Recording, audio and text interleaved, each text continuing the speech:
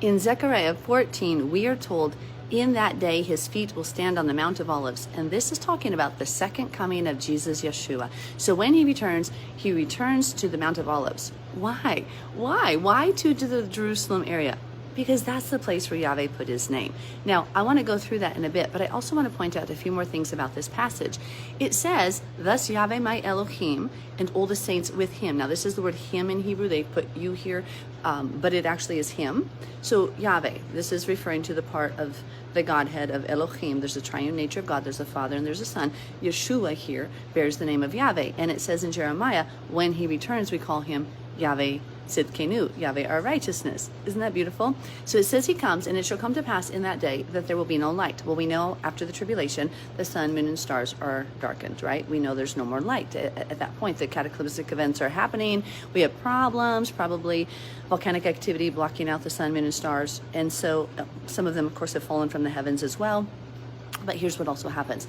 There will be no light, the lights will diminish. In that it shall be one day, which is known to Yahweh, neither day nor night. So nobody knows the day or the hour of Yeshua's return. We know the season, Paul tells us. We don't know the day or the hour.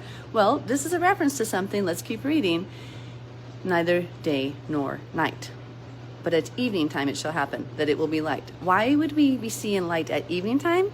Well, that happens every month on the first day of the month, at the Rosh Chodesh, when we see the visible new moon sighting. Now, we know that the prophetic Moedim, the appointments of Yeshua, called festivals in Leviticus 23, but the Hebrew word there is Moedim, appointments. Yeshua has an appointment to return on the 7th month, at the first day of the month, on the feast called the Feast of Trumpets. Did you know that's the only holiday we don't know the day or the hour of in advance? We have to wait to see the visible new moon sighting. And it's not at day, it's not at night, but at evening when we see the new moon sighting. Oh my gosh, this is good. Let's keep going. In Deuteronomy 12, we are told by the Father to seek the place where Yahweh or Elohim chooses out of all your tribes to put his name for his dwelling place. See, Yeshua is going to come back and continue the same worship system of Yah. Yah put his worship system. Yahweh put his worship system in Jerusalem. Yeshua comes right back to Jerusalem to reign.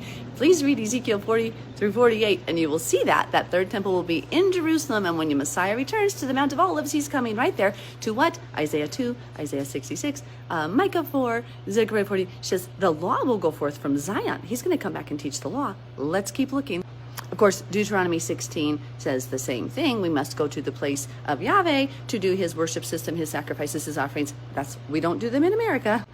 And 2 Chronicles 6 and 2 Kings 21 make it very clear that Jerusalem is the place he put his name. This is why we cannot offer sacrifices in America. We have to wait for the place of his name. We know that it is coming and we must obey. I love you all. Have a blessed